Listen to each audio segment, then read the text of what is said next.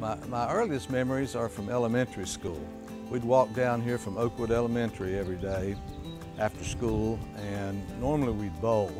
The cost to bowl was 5 cents. You had to buy a score sheet or you couldn't bowl. So we'd scrape together and get a nickel together, and then you'd set up pins on your own. There's no automatic setup.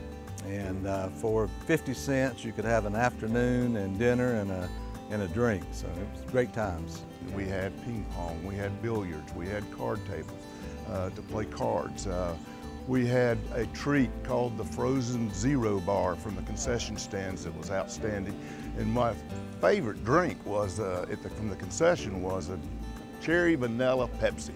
You could only get it here at the Foundation Center and behind the grill, where they had the best cheeseburgers and hamburgers you could imagine. But during the junior high years, which then was 7th, 8th, and 9th from College Park, we were here every day before school and every day after school. This was our home away from home. We spent a lot of time playing in the creeks, catching crawdads. In high school, the teen center was developed, which was inside the current YMCA, and every few weeks or so we'd have a dance, and it was a place to be. It had a lot of really great bands. We got to hear bands like the Stingrays, and the Georgia Prophets came in, and CC and the Soul Band, and the Catalinas. I mean, there were many dances, and we had just great times with that under the watchful eye of C.O. Miller and Carolyn. C.O., of course, was the supervisor, and you always knew if you were in trouble because the word was put out that C.O. was looking for you. So if you were up to something you weren't supposed to be up to, and somebody said, "Hey, C.O.'s looking for you," you knew you were in trouble. So you never wanted to hear that. But C.O. kept an eye on all of us and was a second father to all of us. I tell you, it was just a great privilege to have them have their arms around you, and they were literally around you the whole time you were here. The C.O. Miller Teen Center was an idea that a lot of people that had grown up here came together with, and we wanted to create the environment that we had when we were growing up here for the next generation, and give them a place to go other than cruising the malls or other things they could be doing. Discussion started, and we put together a great steering committee, and we went out in the community, and it was actually one of the easiest sale jobs that I've ever done as far as going out and raising money to help build this wonderful facility that's behind me. And we got Rick Barnes, who grew up here, involved in it, and Carolyn Miller was the honorary chair, and the Jarretts and the Vondrells and the Locks, and there was just a lot of people on that board that just had a lot of enthusiasm, and it created what we now know as the Teen Center, and we are blessed to have that. I think the important thing is it gives kids a place to hang out with some supervision.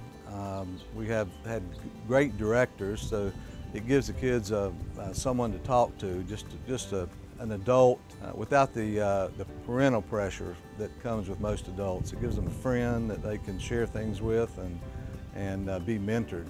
What I remember most about the Teen Center is just when it first opened, like it was just nothing but excitement for all of us, especially like the kids around my age. It just gave us something else to do at the YMCA. I was one of the few who came, I would say, daily when it first opened up. The Teen Center was like a little hangout spot. I mean, it was something that, was able to walk to and just hang out and know that we can just relax and, not to worry about getting kicked out or anything like that. It was just built for the teens, that way we can just, be teens. I think most teens nowadays, they're just always stuck on their phones or playing games, something like that. They don't have the feeling like we had back in the day, just coming out, hanging out, shooting the pool. Or just talking. I mean, everything is text, email, or Instagram, Facebook nowadays. I'm on the committee for the 10-year anniversary, so basically kind of a refresh start for them. Hopefully this attracts more teens to come here, to come out. We got some fun, exciting things for them to do, so hopefully they'll take part of it.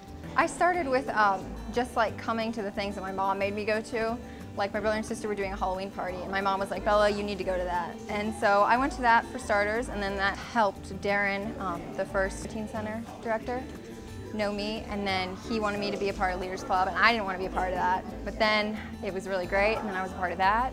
And then the Teen Character Awards, I won I think it was the 2012 one. My favorite thing is it's like where everybody goes, and everybody's so friendly and everybody's so nice. You never have anybody mean or anything, so that's great about it. The Leaders Club's great. So I think with future generations, I think something like the Teen Center will be very helpful.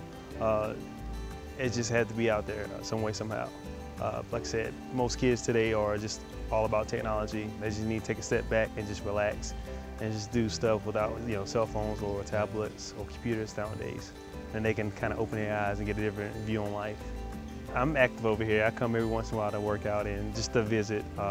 Also, my daughter comes here and she does swimming over here, and also just she loves coming to the play area. So hopefully, if we stay in the Hickory area, well, maybe she'll grow up in the Teen Center as well, like I did.